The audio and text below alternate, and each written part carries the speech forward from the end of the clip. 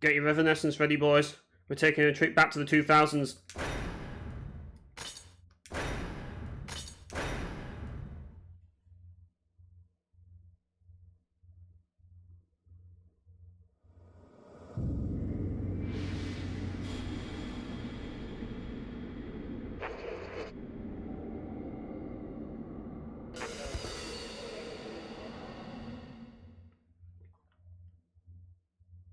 Hell yeah, this is what the 2000s is all about here, boys. This is it.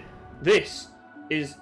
I know I said that 7 Samurai 20XX is the quintessential 2000s game, but this game is the quintessential edgy video game, which sort of makes it kind of up there as well as being the quintessential 2000s game, because the 2000s was basically all about edge. That's what it was all about. And the thing is that 7 Samurai 20XX, it captures some of that. I don't think I'll be able to play on hard mode. I'm just gonna do random fucking shit. That's basically all I'm doing in these videos, just random crap, just for your amusement, and just simply to just amuse myself. But either ways, we're playing Chaos Legion today, because of course we are. Of course we're fucking playing Chaos Legion today. It's a legendary game. It's a masterpiece of a game. Like, you cannot not want to play Chaos Legion. It's that good. But, yeah. I want to actually talk about a topic today, and it's sort of related to Chaos Legion because of what Chaos Legion actually is. Today I want to talk about... well, yeah. We're going to pick a level first before we actually do this. Let's pick late side. I like this level. I like the red moon. I like the vibe level. So we're going to go with this one. I mean, I like all the levels in this game, so, you know, but this one's a really nice one. I like the look of it. Look at that moon. You know, you can tell that a game's going to be edgy when it has a fucking giant red moon in the background. That's like the universal sign of shit's about to get fucking edgy. But, yeah.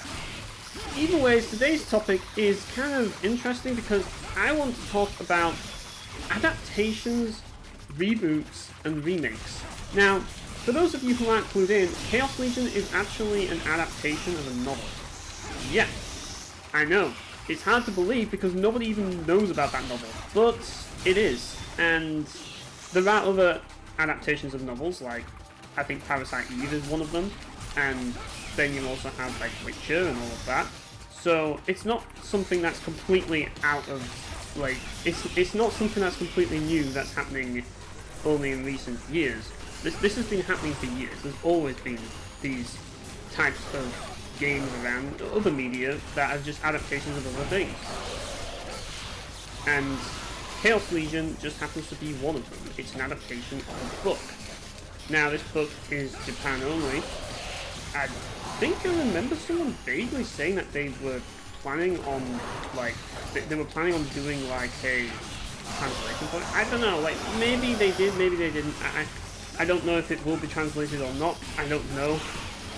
I don't remember all this information, people. Like, I don't see myself ever reading the novel. I mean, like, I can pretty much guess what the novel's going to be about just simply based on the game. It's going to be like, it's going to be the same sort of thing that a 15-year-old would write when they're bored from school, you know, back to their fucking notebook, you know, that's basically what it is.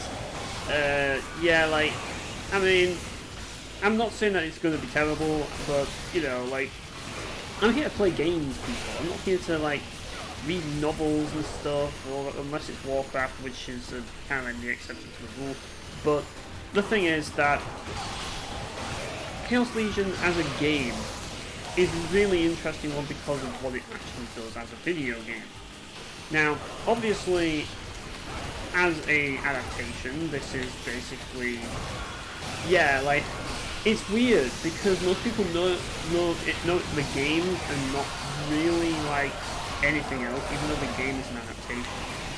But the thing is, though, is that I think a lot of that has to do with Capcom, like, because Capcom are well known for making games and stuff, so yeah.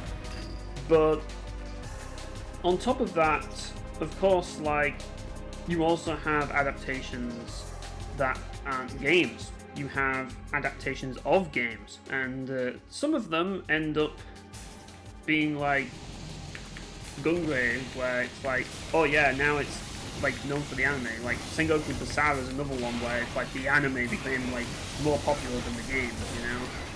And other times, like most of the time, it's like the other way around. It's like the game was first, and then they got an anime adaptation and stuff, and then you have like anime games, like, and those are just kind of there. Like most people know about the anime, not the game, but it's like an adaptation of the anime on the game. And then you have like, obviously you have like the usual manga adaptations and like anime like that adapted from manga, which is basically like seemingly like a billion animes. Like seemingly nearly every anime is like an adaptation of manga. It's crazy, but it's kind of how it seems.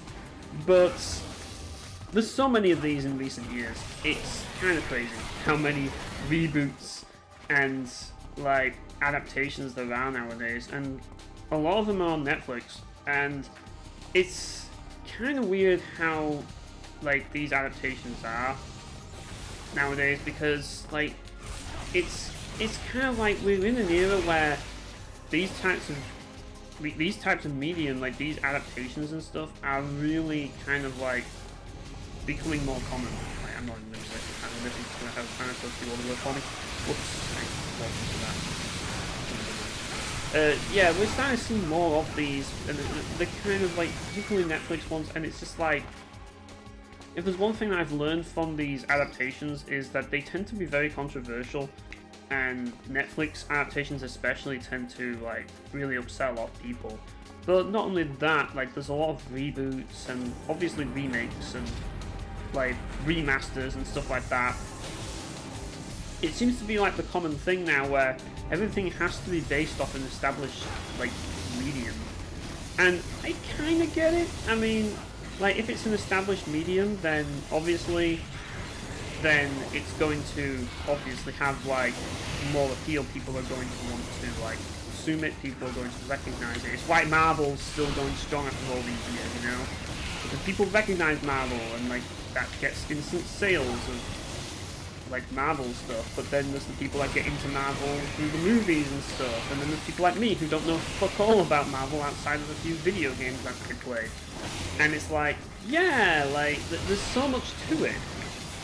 But then you also get other things, like for example you have like wrestling video games. Like who doesn't love wrestling video games? I know I love them, but then you've got like the wrestling product, and it's a completely different beast, you know? Like wrestling video games and the wrestling product are like two different things. Like they cater to two different people. Like wrestling video games cater to people like me because I guess they kind of cater to the same sort of people in some way. It's all about like, it caters to people who just want dumb fun and just want to like not have to think too hard. And basically, I mean, that's kind of why I'm playing this really, because I mean, I'm not playing like a new playthrough, because this game's actually pretty difficult. And yeah, you can get your ass kicked very easily in Chaos Legion. Very easily. But the thing about it is that I'm playing with like a file that's kind of more or less completed, and like because of that I have like max stats, so it's a lot easier. And that's kind of how I like to do things. I'm just doing anything there I can just like mindlessly play. That's kind of the whole point of the video. But it's like, that's kind of what wrestling games sort of are. It's just mindless fun, and you have creation features as well. They're known to have like a lot of really good creation features. So they cater to me, but then you have games that obviously like, then you have like games that don't and stuff, and like then you have the wrestling product. And the wrestling product is a little bit different, but it's also similar, but it's different. I don't really know how to really like describe the differences. I mean, all I'm going to say is that it's because of wrestling video games that I ended up getting into wrestling in the first place. Like my first exposure to wrestling was WWE SmackDown on PS. Like it's WWF SmackDown, because that's what it was. The World Wrestling Federation at the time, you know. But yeah, like my exposure to like wrestling was that game on PS1. It was on a demo disc, and that's kind of what made me understand what it was. Because in the UK, wrestling isn't really like it's a little different in the UK. Like we have British wrestling and stuff, and it's not like American wrestling, which is like huge. It's kind of like more independent scene that's very small. Like over here, like it's not really a huge juggernaut like it is in America and Japan. Yeah, it's not really well known. So if you wanted to watch wrestling back in the day, well, you had to have cable, and like I never had cable growing up, so I never really got to see it. But the thing about it is that with the way things are with Reboots and stuff, like it's kind of a similar ballpark. Like it's kind of a similar situation, like to the whole wrestling thing, because it's like it can get people into things, but at the same time, when you have something that's rebooted, you also have the fans themselves, and they're going to have their expectations, and you've got two different people that you're getting out of it. You're getting the new people, and then you're going to get the people that obviously have been around for a long time, and usually they try and target the new people. I mean, obviously, like, there are countless attempts to cater to the masses, but the thing about it is that when you do that, you kind of miss the point of what the whole thing's all about sometimes, and it's just like, maybe instead of like trying to be like something else, you could just be something new and fresh. But companies nowadays don't seem to want to do that, and I think a lot of that has to do with like the 2010s, because the 2010s was the era of gaming going downhill, and like, yeah, like the whole atmosphere of video games completely changed around the 2010s. It just did, and like the expectations like for games was like, I don't know, like people have expectations for certain media, and it's like people weren't willing to accept new media because of just a lot of reasons. Like it was like they were trying to copy off games in certain ways, but creating new IPs. Like for example, in the COD boom during like the late 2000s, like early 2010s, like they were trying to copy that game, and it was like, yeah, you could see that there was clearly a lot of inspiration. Games like Bump Roll Around and all of that, and it's like you had so many of these games that were just trying to be like another game, but they weren't that other game, and it's just like, I don't think that works anymore, but it did work back then. I'm just gonna... Oh, that was bad. Like, these guys are getting absolutely, like, bollocks here. Right. There we go. Sometimes you just gotta let the legions fight for you. Like, I love how, like, the, that legion in particular, Hatred, can use wrestling moves. Like, it's a nod to wrestling, which is a pretty cool thing that this game adds. But yeah, like adaptations and reboots and all that, like there's multiple topics in one. Let's be honest here, it is.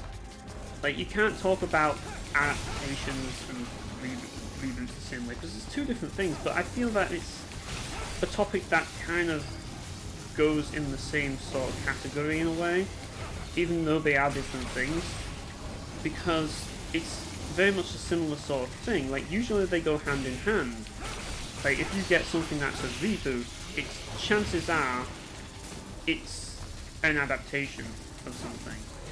Because like look at, for example, Netflix Devil May Cry. That's a reboot and an adaptation. So you get the bit of both, you know. Now we're gonna switch to our boy Thanatos for this one, boys. Yeah. So, basically, like, we're seeing a lot of these now, like, these adaptations, and it's like, is there really a reason to, like, have these? That's the question. That's what I want to ultimately answer, because we have all of these adaptations, but what's the purpose of them? What is the purpose of them? Now, the easy answer would be money, obviously, because, like, everyone recognizes them, so people are more likely, it's more marketable, so people are more likely to purchase them. But, like, from a consumer's perspective, is there a reason to have these? Do we really need all these adaptations stuff? Do we really need all of these, like, not just adaptations, but also, like, especially reboots? Do we need reboots? Now, in a way, I understand why reboots exist as well. There's a lot of reasons why reboots exist. I mean, you just need to look at World of Warcraft as an example of why reboots exist, because that's a perfect example of why reboots exist. Because World of Warcraft decided to follow the continuity of Warcraft 3, and it does so extremely poorly and retcons so much stuff that Warcraft 3 is barely even recognizable anymore. And you always get these discussions every time you talk about Warcraft lore, and it ends up going into World of Warcraft lore, and it ends up becoming a mess. And yeah, that's kind of annoying. So that's kind of the gist of the situation regarding, like, how, like, why you have reboots today. And a lot of it has to do... I'm gonna go to the next stage and carry on with this. I'm gonna do a stage that I really like. I'm gonna do Who's Killer Grandkid. I love the music for this level. The music for this level is great. It really is. But the reason why we have reboots is simply because game companies are afraid of backlash. Like, they're afraid that they will interfere and damage, like, lore that already exists. They're afraid of that. They're afraid of ruining the actual lore of the, like, original franchise, and they don't want to do that. Which I kind of understand to a degree. I really do, because, like, I mean, personally, I think that game companies really should do their research more and probably, like, think more about these things, but at the same time, I also understand to some degree why they do what they do. I think it's not impossible to continue things on. I don't think it is, but I think it's kind of like another way around. It's like we haven't had a release in over 20 years because, well, game publishers are stupid, obviously, so obviously they're not going to give a chance to games that were successful back then. They're going to give the games that obviously get all the attention, all the opportunities, and everyone else doesn't really get a fair shot because they obviously didn't do well back in the day, and they all work by statistics. They don't think about anything else. They only think what is statistically the most viable thing, and that's kind of the thing, isn't it? So yeah.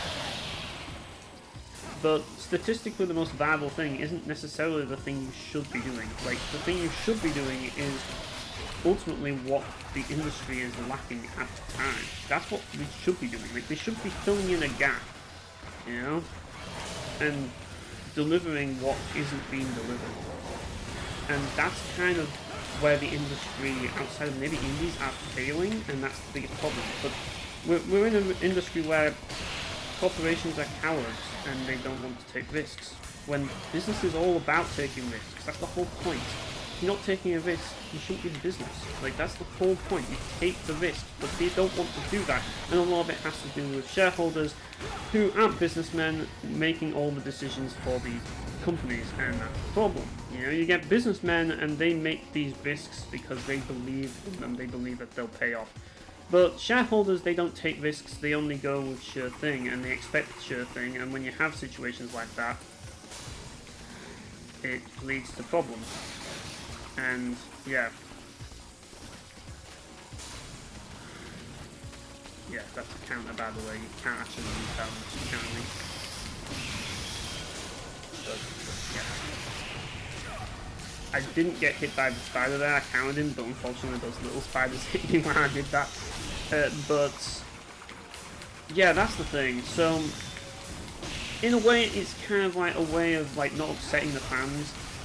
But the thing about it is by doing a reboot, you kind of upsetting fans anyways, because fans expect the same sort of thing.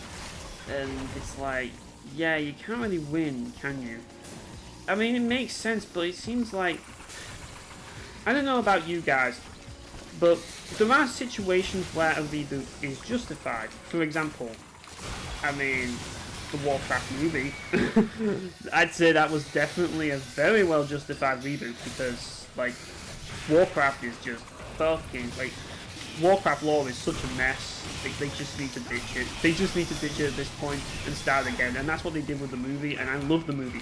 A lot of people, there's people that don't like the movie. I'm not one of those people. I like the Warcraft movie. Why? Because I don't like World of Warcraft. It's that simple. And the Warcraft movie is basically just like, let's start again. Let's start from scratch, where everything makes sense within its own continuity. And it does.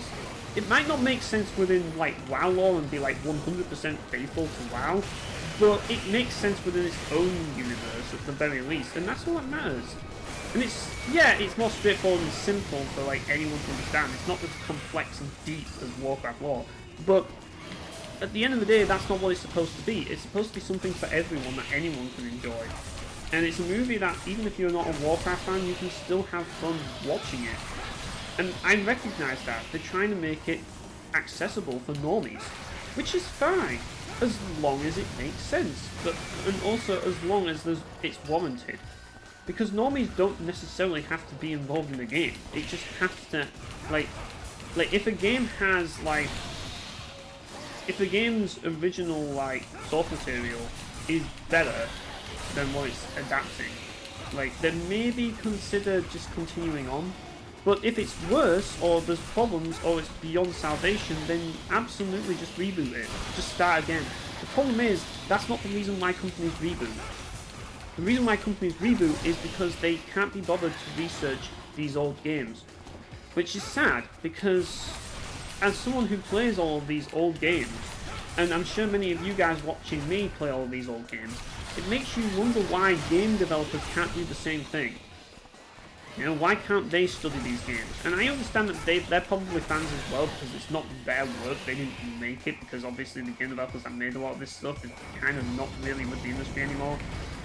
And yeah, sometimes you have situations where you just kind of write yourself into a corner, like with Devil May Cry 5. Yeah, remember what happened there? I mean, I'll give Itsuno some credit, it wasn't a reboot, but I think he didn't really have much of a choice, because, well, after DMC Devil May Cry, like, reboots were kind of like they were treated as, like, complete, like, they were really, like, looked down on at that point by the Devil May Cry community, especially with this Netflix adaptation, which is also looked down on by the Devil May Cry community. So it's like, yeah, maybe they shouldn't make reboots. Maybe reboots are the wrong thing to do. Maybe we should do something else. And yeah, that's why he did it with Devil May Cry 5, which I understand, and I sort of get why, but at the same time, Devil May Cry 5 goes for, like, it of all the games to continue the lore, and what does it do? It makes no sense. It's just like, really? We're gonna World of Warcraft fucking DMC now? I know that you're not supposed to give that much of a shit about the story of DMC, but I kinda do, because DMC 3's story is part of what makes it so great. Because it, and I know that it's a gameplay focused game, but the thing is, the gameplay, ultimately, like, the gameplay of DMC 3 and the story work hand in hand. That's the thing. You know? I mistimed that horribly. Yeah. So, yeah, that wasn't very whatever. And let's just bring in the big guns. Yeah, no, it's not special. Yeah, you want to do that to me now? Yeah, fault not. Yeah, have some of that. Yeah, they can do that with their bellies as well. But I couldn't even see. But yeah, that's the thing. I think that in some cases, like, yeah, I kind of get it. But at the same time, I think Devil May Cry 5 could have worked. I mean, it's just the way they took it, the direction they took it, it was just kind of like, why? I think Devil May Cry 5's biggest problem is it listened to the fans too much. And when you listen to the fans, that's never the answer. You've got to have someone do proper research on this stuff. You can't just listen to the fans. The fans are stupid. The fans are morons, you know? That's what fans are. They don't make games. They don't know anything about storyline or continuity. Some do, but most people don't. Most fans are just idiots and morons. That's just the fact, I'm afraid. Like, you know, and a lot, like, I know they say the customer is always right, but they're not always, because the customer aren't experts at, like, continuity. They only understand certain things. So the whole thing about like Devil May Cry, like in Devil May Cry 5, like Dante gets Sin Devil Trigger when he already had Majin form in Devil May Cry 2, which apparently takes place before 5 now, which wasn't originally the case. It was supposed to take place right at the end of the saga. And now they just backpedaled with that and changed the timeline for no fucking reason. And there's so many issues with Devil May Cry 5's narrative that it needs a reboot already, just simply for that reason. But at the same time, it's just like, I think Devil May Cry, honestly, a bit like this game, really, it's kind of like a product of its time. I hate to say it, but it is. And I love the 2000s. This is a time that's really not nostalgic for me, but we have to kind of learn to let go of some of these franchises, guys. We really do. I mean, if we can't have another Chaos Legion, then surely we shouldn't be having another Devil May Cry. Like, they're both kind of, like, the products of an era, like the era of Edge, you know?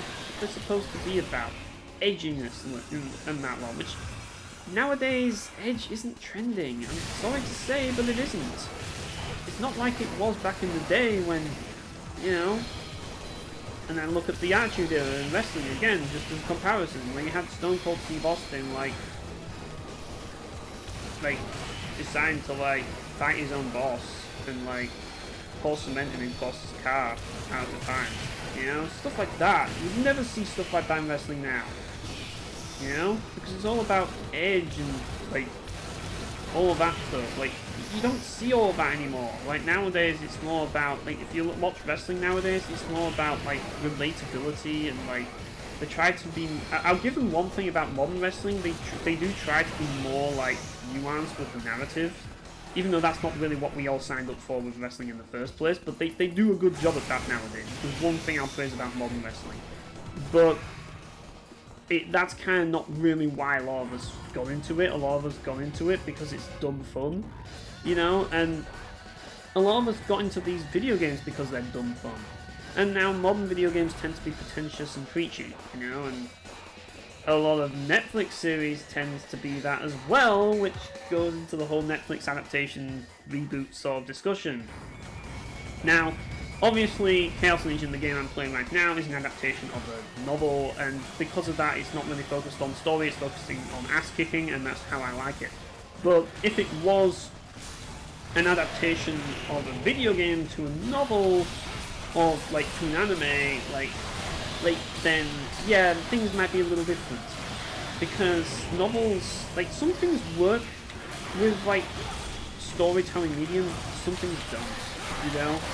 And I think that was kind of proven with like the Castlevania Netflix series.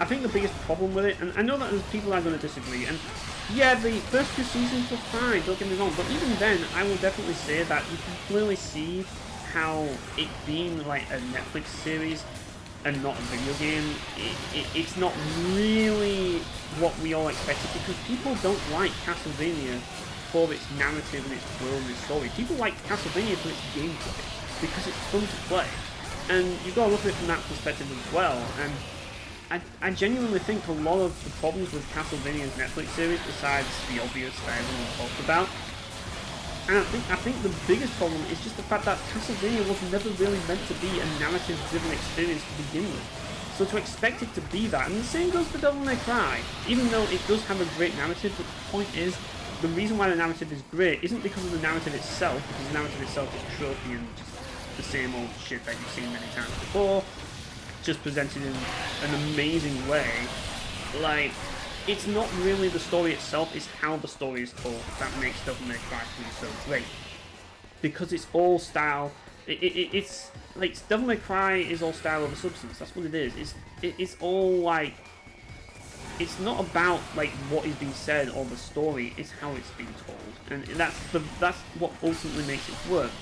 Like, it's all about the choreography and like how in every aspect of the game, like, there's no shortage of like, there's barely any talk and there's barely any dialogue in Devil May Cry 3, and when there is dialogue, it's important. But when you have like cutscenes, like, there's just crazy stuff going on, and that's what stands out. You know, that's what you play Devil May Cry 3 for. That's why the story works so well, because of how it's told. And also how it ties in with the nature of the gameplay, because it ties in, like, the whole rivalry dynamic with Virgil ties in with the player's journey through the game and getting better at it, you know? And every aspect of the game is built around that. And it celebrates players for improving while also, like, presenting new challenges to the player, and it all ties together and it makes the player feel something. Whereas in, like, a Netflix adaptation or something along those lines, you're not going to experience the same thing. It's never going to be the same, you know? And that's the problem. God, like, these guys get their asses kicked. That's why I never summon them. They get their asses kicked too easy. But, you know what, I'll summon this guy's like a lot more powerful than he's going to have to move off everybody's ass. Let's just do that. And, yeah. Oh, freaking these guys are a nightmare, man. There we go. Have some of that, and have some of that as well. But, yeah, like... yeah, these guys are really tough. I probably should just use, like... use items. And the items are just so... important. Yeah, those items really make all the difference. But, yeah. So, as you can tell, like, that's basically the gist of, like, why it's such a complicated thing to discuss. But ultimately, I think the best way to describe, like, the whole situation, because, I mean, I've always said with remakes, I mean, I might as well talk about remakes now, because remakes are, like, kind of part of this, like, it's like bringing back an old franchise, sort of, and remasters as well, I guess, but remakes, the best remakes are the ones of games that are terrible, like games that didn't work to begin with and needed work to make them better. The worst remakes are remakes of games that didn't need them because they were already good to begin with. If you're going to remake anything, the only reason why a remake should ever exist is if the original game that's being remade was not good, or had too many problems. But that original game showed a lot of promise and had a lot of interesting ideas. And that's when you should have a remake. For example, Star Ocean Until the End of Time would be the perfect game to get a remake because it has so much potential.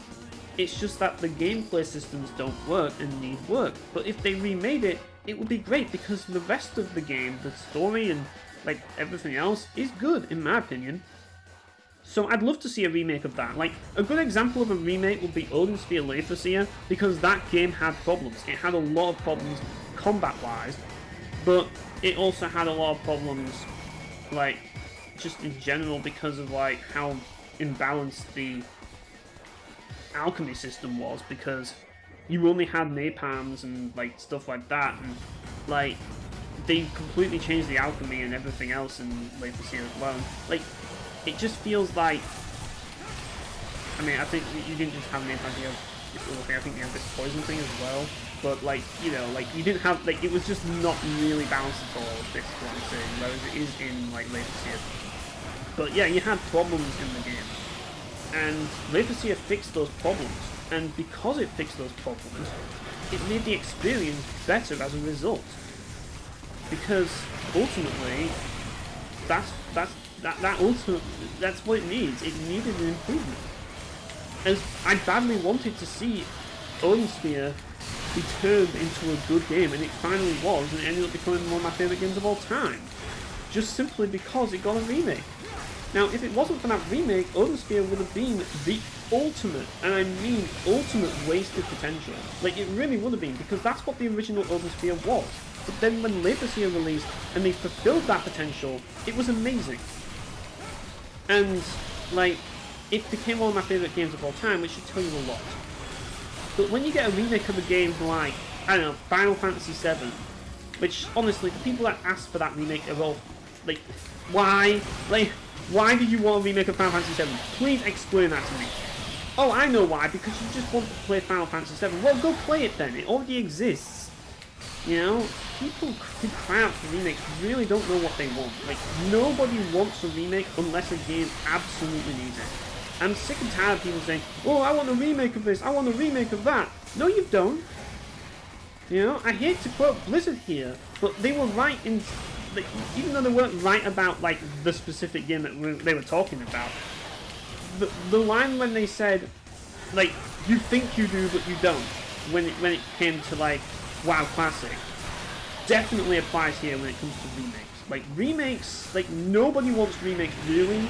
All they want is they just have that nostalgia attachment and they just want to relive their first time experience again, which they never will. So basically they're just delusional. And, you know, I get the understanding of like wanting to re-experience it, but it's never going to be the same. Be practical, people, and understand, you know, that remakes are never going to be as good as the original, and that, unless the original was not very good to begin with and needed a remake. And the sad thing is that games that are like that, that needed work, that need a remake, never get remade because game companies are too pussy. Like they're too pussy. Like game companies are just pussies. You know, they don't fucking have the balls to attempt to fix problematic games. And even though I have my issues with like Vanillaware and how they want to just like avoid PC gaming altogether, one thing I will give Vanillaware at the very least is that they did at least acknowledge the fact that their game was flawed and they actually went out of their way to improve it. But a lot of game companies won't do that because, like, it's like Devil May Cry 2. That's another game that I know a lot of people will disagree with me because they don't really care about the world and stuff, but I actually liked the vibe Devil May Cry 2 went with. It's very similar to this game. This game had a similar vibe to Devil May Cry 2 with its dark gothic atmosphere, like, and all of that, and it's more of like focused on like the dark gothic atmosphere rather than the silliness. And this game kind of did the same thing. And I'm a sucker for that. I like the feels of that. I love games like Painkiller, people. Painkiller has that. It has that gothic atmosphere to it that I really love. And to see it in Devil May Cry 2 is an absolute treat. It gives me those Painkiller vibes that make me love Painkiller so much. I love Painkiller for that reason. For the aesthetic. On top of also the gameplay. But like the aesthetic of Painkiller is part of the appeal. And a lot of people don't really credit Painkiller for that. Like, they really don't. But that's part of its appeal. And Devil May Cry 2 had a similar idea, a similar feel to that game, which I really appreciate. I love it when the game can be really gothic and give you that feeling of solitude. When a game can do that, that's a game that I want to play, and Devil May Cry 2 did that. The only problem is, unlike Painkiller, Devil May Cry 2 isn't fun to play. And therefore it needs a remake, but they will never remake it, because it's Devil May Cry 2, and the fans would basically crucify Capcom if they dared to remake Devil May Cry 2. Because the fans aren't willing to give it a chance because they hated Devil May Cry 2 and hate everything to do with it and want to shut out all discussions relevant to Devil May Cry 2. I know, it's sad, but that's just the fans. The fans are just, you know, I don't understand fans in anything. Like, I just don't. Fans are usually like the most annoying individuals. In my experience. They are. But I particularly think wrestling fans especially, man. Oh my god. Like, I think in some cases wrestling fans may actually be worse than gaming fans. I actually do. Like, I actually think that wrestling is a better product than a lot of like AAA games nowadays. I do. Like, I think that wrestling is one of the things that it's not. I mean, you can compare it to like the Attitude Era and say that it's not as good, and I understand. Yeah, I get it. But the one thing I will give wrestling is at least it's tried to improve things in recent years. Yeah, it's a bit hit or miss right now, but in like the early 2020s, it was pretty good. Like, given the fact that the like other areas, like the other eras prior were not so great. But yeah, it is in a bit of a rough patch right now. I mean, like, there's a lot of questionable things going on right now in wrestling, and I get that. But like, it did kind of like make a comeback. But with video games, I don't feel like there's anything like that. There's not been anything like that in like an entire like at least a decade. And even then, like, even in the recent decade, not much has changed. You know. It's more about clinging on to what little hopes we have. That's what gaming is nowadays, you know?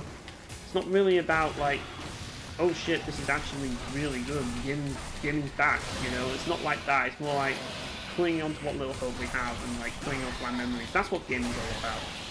And, yeah, like, it's kind of sad, but that's the reality, I'm afraid. But, yeah, like, that's the thing about wrestling. So, you have that situation with wrestling, and then you have, like, the whole video game situation, and yeah. But, with all these adaptations and stuff, and, like, the thing is, these remakes would be really great. Like, they really would. If you were to remake all of these games and bring them back, like these games that were not good, I'm talking about, like Star Ocean 3, that would be amazing. But no one has the balls to do that. Instead, you remake games that don't need remaking, like Final Fantasy 7. They'll probably remake Devil May Cry 1 in the Resident Evil, like, new RE engine and stuff, which nobody needs, nobody wants. But yeah, they're gonna do that. They'll remake, like, games that don't need remakes. You know, why are we getting remakes for Final Fantasy 7? Like, who wants to freaking play Final Fantasy 7 again, but with different gameplay and, like, completely changed lore and storyline? Like, is it even a remake or is it a reboot at this point? Like, what even is the new Final Fantasy 7? Like, I don't get it. And why do game companies always have to change things? I don't understand why they have to, like, if they're going to do a reboot or something, why do they have to change? Just do the same shit, you know? Just carry on. There's nothing wrong with just carrying on. It's not like you can't do that, you know? You know? It's still a thing that you can do. It's still a viable thing to do, so why not do it? I just don't understand it. And I don't think I ever will. But that's just how it is. So, yeah, like, that's kind of thing, you see. Like, I think we need, like, I think overall, like, if you were to look at, like, reboots and stuff, like, 9 times out of 10 they are terrible. Like, they just are. But that's not necessarily because reboots are, like, they're terrible. There's a reason why 9 times out of 10 they are terrible. It's because nobody wants them. Nobody really asks for them. They just exist and they show, like, the IP property, and they're just marketing bullshit. That's it. That's all it really is. I was hoping that would protect me from those lasers, but no. But yeah. Either way, like, that's the thing. That's the problem with it.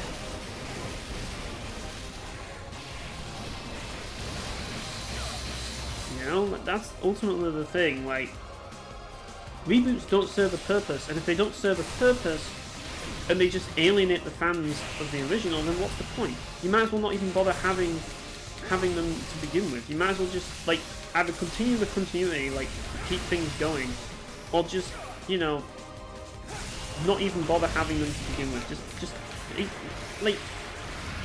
make a decision, people. For the love of God, just make a freaking decision. Do you want to bring it back and continue it or not? You know? But that's the thing, that's the problem. A lot of the problems with reboots aren't even the problems with reboots. The problem with reboots is the problem with everything nowadays, and that is marketing is everything.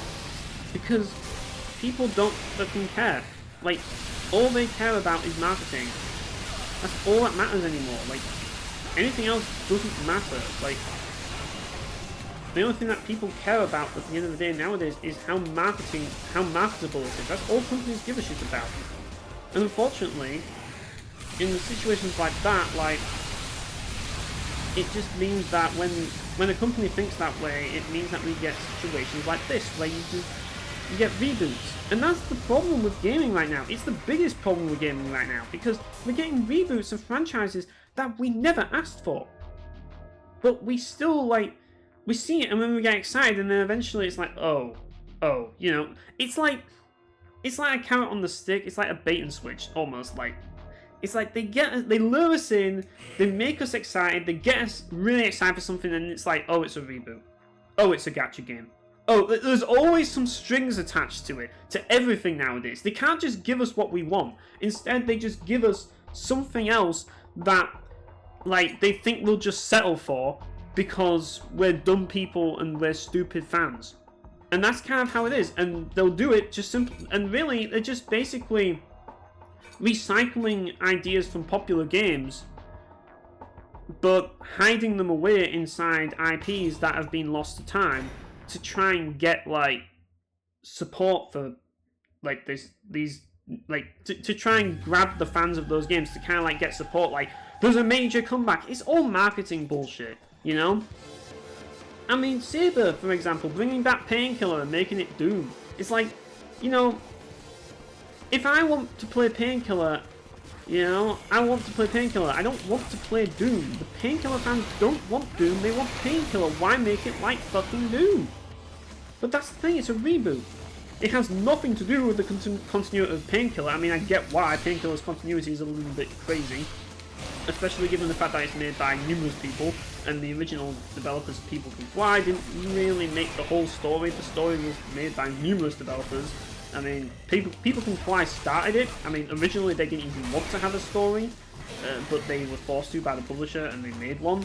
And then Mindware decided to do Overdose story and added Belial, and then obviously, like, Eggtooth added Bill Sherman, and then they carried it on the saga with all the Eggtooth modules, and, like, that ended up turning into fully fledged games. And then you had, like, the whole situation with, like, no, they can't think, unfortunately.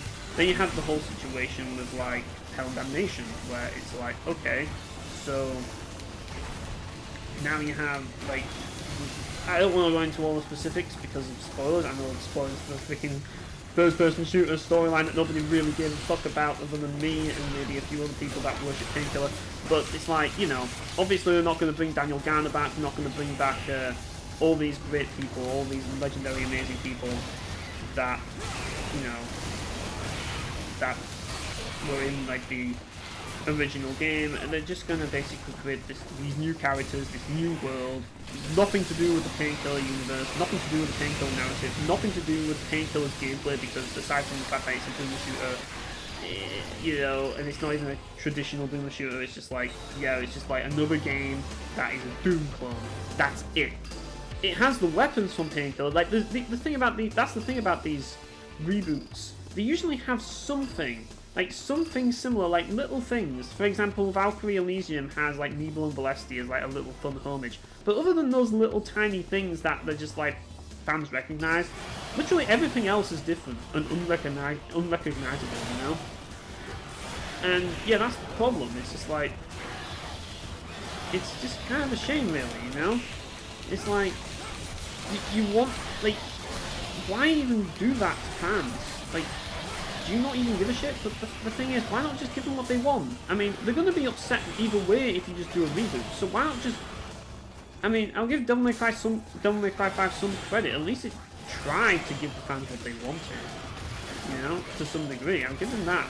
But, I mean, I might not agree with it. I might not agree with Devil May Cry 5, but the consensus seems to like Devil May Cry 5. You know, I don't like it, but I know a lot of people do. So maybe take their word for it instead of mine.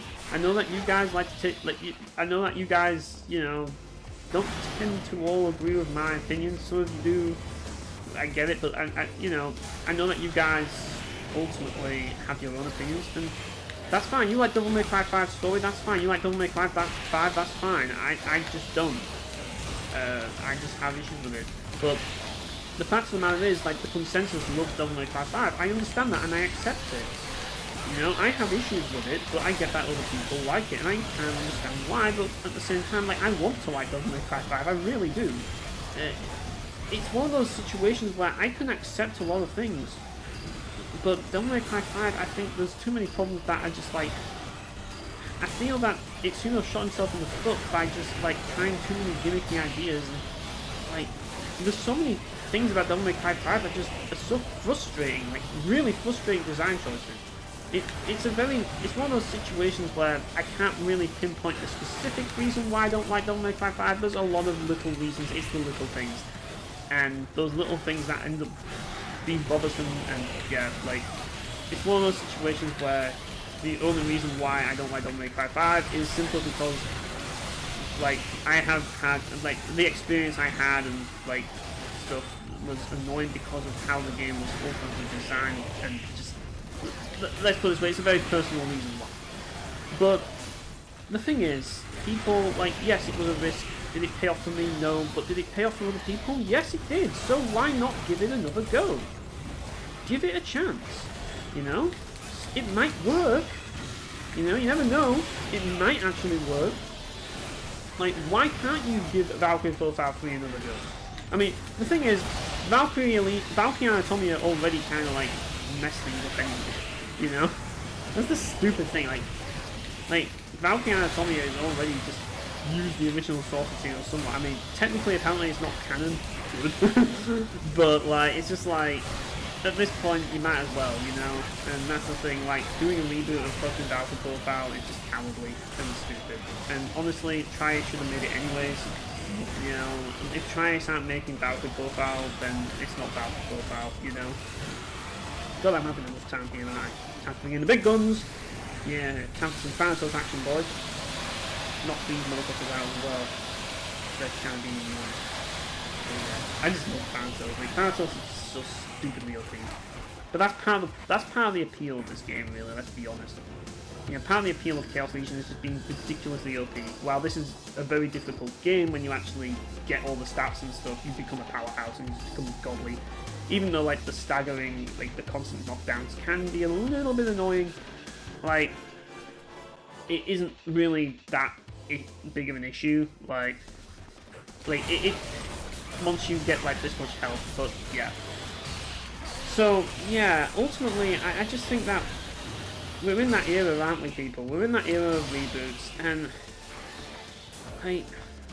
while I do understand that in some cases there is a place for them, I feel that there's just, like, making reboots for the sake of making reboots is just kind of annoying now, and I'm sick of them, and I'm kind of fed up with them.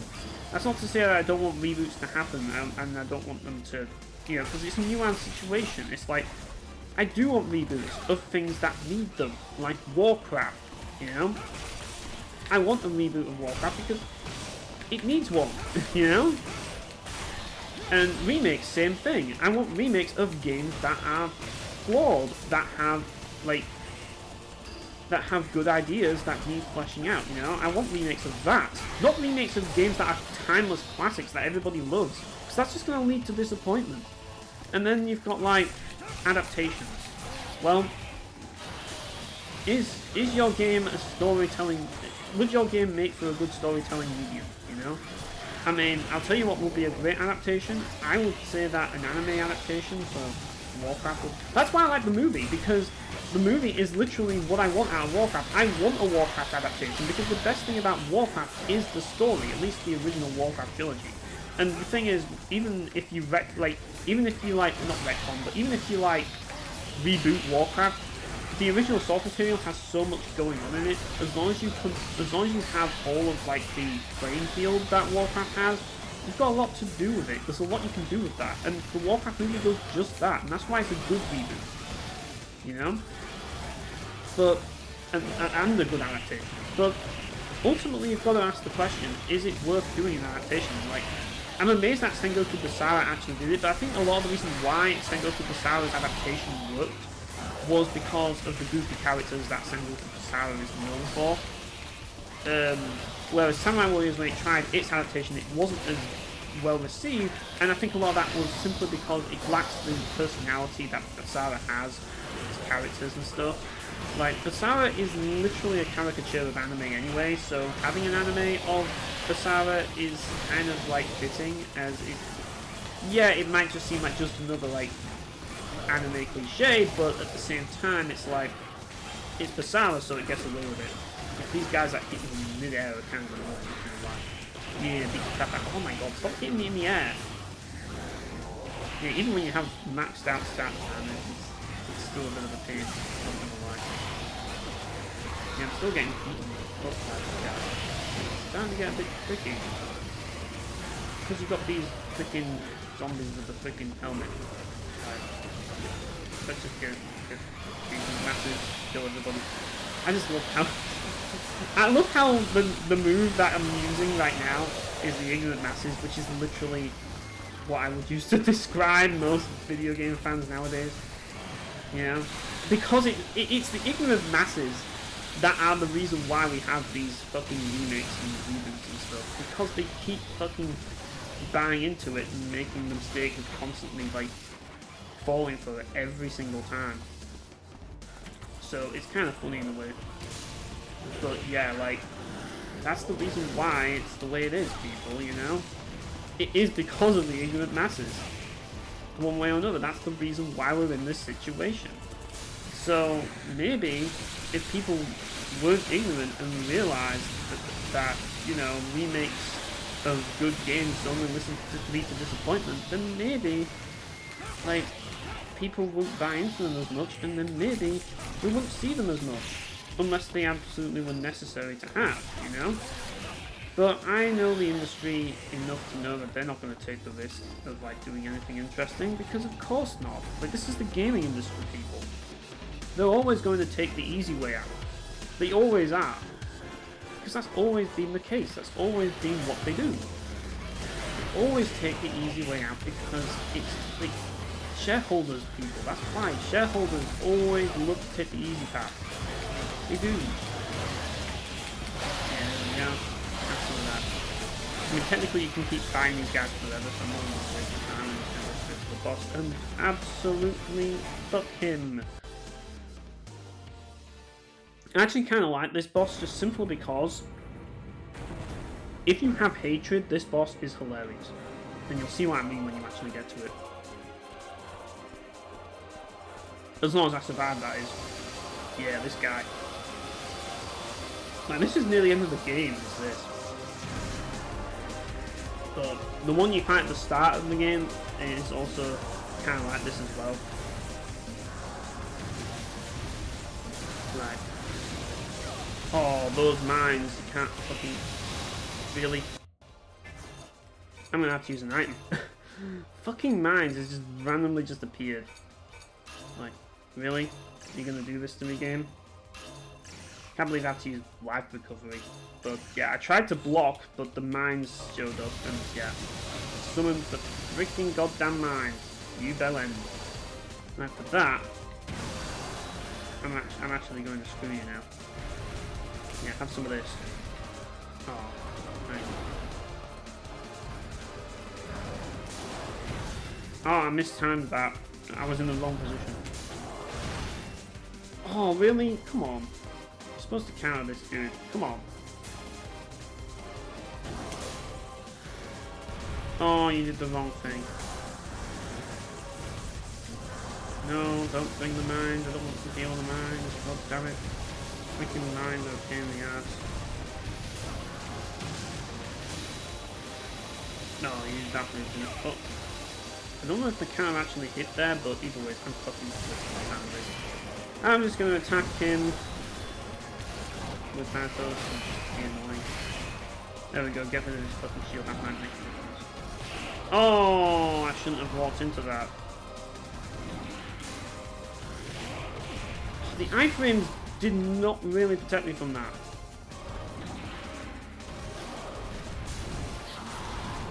No, that's not going to work either. I'm going to just have another recovery item. Man, I'm doing terrible here. I'm doing absolutely terrible here. But, yeah.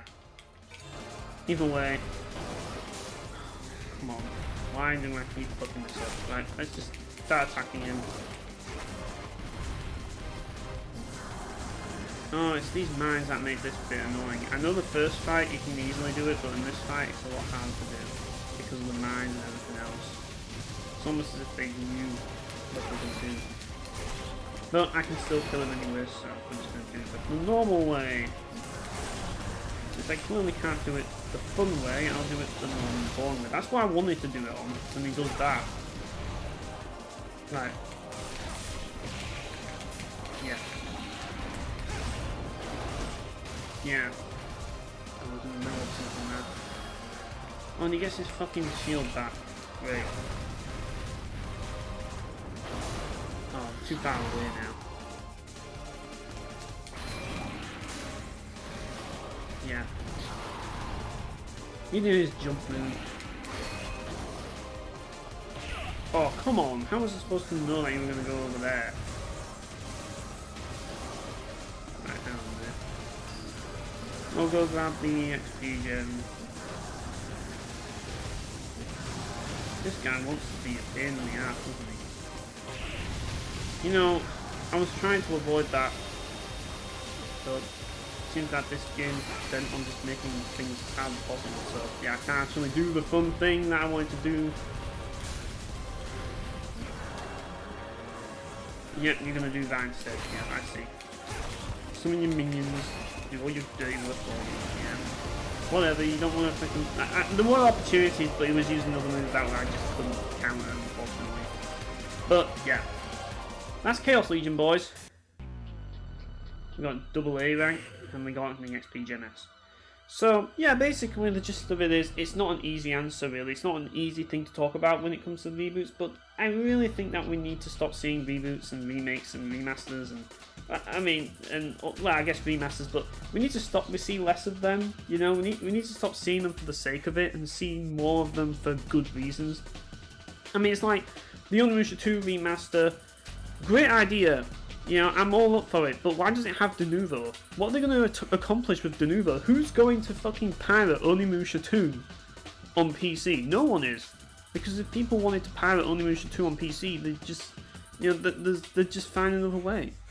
They just pirate the PS2 version, you know? So why put DRM on the PC release? I don't understand it. It's stupid. And these are the game companies that are making our games, well, releasing our games, people. The fucking bellends and idiots and stupid. But unfortunately, that's the gaming industry, guys. We're not in the 2000s anymore, guys. I'm sorry, but we're going to leave Chaos Legion behind, and we're going back to the modern era. I know, guys. I know. I miss Chaos Legion 2. I miss the 2000s, just like you guys. But unfortunately, we're going to have to go back to the 2020s and suffer with bad video games again. I know, we're going to have to put up with this shitty industry. So, I'll see you guys next time when I go back to the 2000s and talk about how great it was and continue to shit on the 2020s. See you guys.